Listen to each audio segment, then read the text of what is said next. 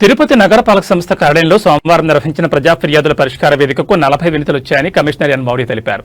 సోమవారం తిరుపతి నగరపాలక సంస్థ కార్యాలయంలో డైలెవర్ కమిషనర్ ప్రజా ఫిర్యాదుల పరిష్కార వేదిక కార్యక్రమాన్ని నిర్వహించారు. ఈ కార్యక్రమంలో 28 మంది కార్యాలయానికి నేరుగా వచ్చి వినతులు సమర్పించగా 12 మంది ఫోన్ ద్వారా తమ సమస్యలు తెలిపారు. కాగా తమ వార్డుల్లో సమస్యలు పరిష్కరించాలని deputy mayor Mudranarayana, corporator S K Babu, Anjaneyulu కమిషనర్ను కోరారు.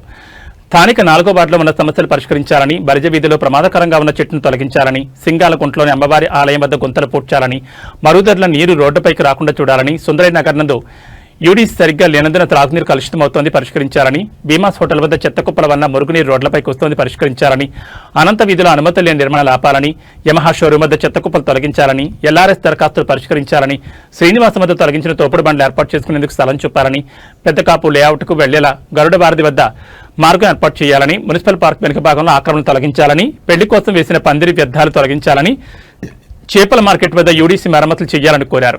ఆయా విభాగాల అధికారులు క్షేత్రస్థాయిలో పరిశీలించి పరిష్కరించాలని అధికారులను ఆదేశించారు.